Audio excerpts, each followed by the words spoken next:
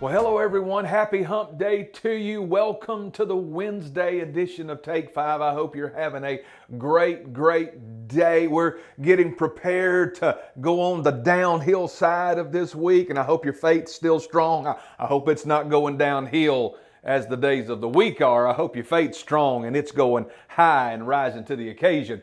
Hey, this week on Take 5, we are talking about a subject that might be a little difficult for some, but we're actually asking the question, are all storms necessary? Now, the reason we're doing this is because we've been talking so much about needing to persevere and go through the storms of life as God orders them. I think that we needed to look at the other side of this coin to balance it out and realize that there are some storms that are not necessary.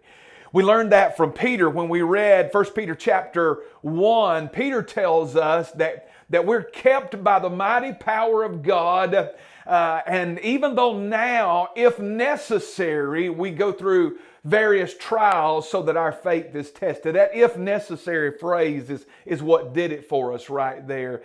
And it causes us to understand some things just aren't necessary. Some storms we go through because we make bad decisions. And so that's what we're talking about. Yesterday, we learned that we can go through some storms if we try to listen to the counsel of the ungodly. We have no business doing that. Today, we can find ourselves in some unnecessary storms if we think the majority is always correct. Now that's something we need to understand, especially here in America, because we call ourselves a democracy, and if you're a democracy, that means the majority rules, basically. That's not completely it, but kind of in a nutshell, it means majority rules. But I don't think I have to tell you, if you've lived in America any length of time whatsoever, you know the majority is not always correct. It's just as simple as I can put it. And Paul knew that as well in his dealings from the storm that he was in on the Adriatic Sea. Acts 27:12, because the harbor was not suitable to spend the winter in, the majority decided to put out to sea from there on the chance that somehow they could reach Phoenix, a harbor of Crete, facing southwest and northwest and spend the winter there. The majority decided. Now, Paul had already told them, we don't need to do this, but the majority decided, hey, let's do this. Let me tell you something.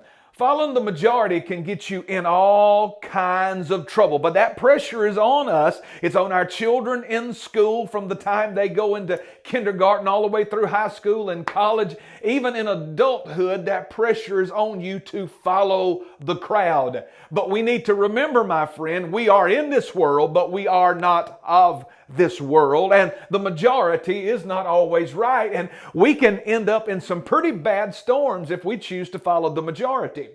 Moses sent 12 spies into the promised land to go and spy it out and come back and give good report. And they come back and they told him, Moses, it's just like you said. It's great. It's awesome. It's mighty. There's awesome things there. God has stuff for us that you can't even imagine. But they're giants and there's no way we can defend them, so we might as well stop. 10 out of the 12 spies said we can't do it.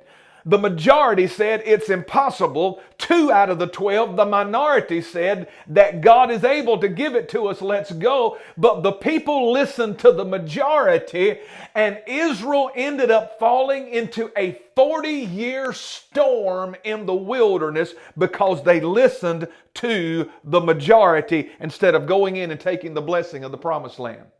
I run across a passage of scripture of an event that happened in the life of Israel from Isaiah 8 when God was warning his prophet. Listen to these words. The Lord spoke to me with his great power and warned me, don't be like these people, he said. Don't think there is a plan against you just because the people say there is. Don't be afraid of what they fear. Don't let them frighten you. I am the one you should fear and not man. Now what was happening here, real quick, Judah was afraid of this alliance that Israel and Syria had going on. And so they began to seek help from the Assyrians. And this was actually a larger threat to them than the Israeli alliance would have been. They didn't seek help from the Lord. They sought help from man. And God spoke to Isaiah and warned him, don't go down that path. Don't do what those people are doing. Don't conform to those social norms. Be different. Rather than fear man, you fear me and you'll be okay. And so that's what jumped out at me. We do not need to follow the path that people are taking. Our culture continues to move farther and farther away from God, and every culture in the world does. But we're told to love the world. That means human systems apart from God. We're not supposed to love that. We're supposed to love God. Without God, all human systems go awry. Every culture moves away from God. And this is why Christ followers will always be countercultural no matter where we live. We're just not going down the same path as the majority. Exodus chapter 23, God told Israel, don't do something just because everyone else is doing it. Matthew chapter 7, Jesus tells us, enter in the narrow gate. Wide is the gate, broad is the road that leads to destruction, and many, the majority, are going in there. Verse 14, but small is the gate and narrow is the road that leads to life, and only a few find it. The minority are going there. Hey friend, you could find yourself in an unnecessary storm if you choose to follow the majority instead of following God. Hey, our time's up for today. I hope you have a great one. I look forward to being with you right here tomorrow on Thursday's edition of Take 5. Until then, God bless you. Hey, don't follow the crowd. They might be going the wrong way. Have a great day.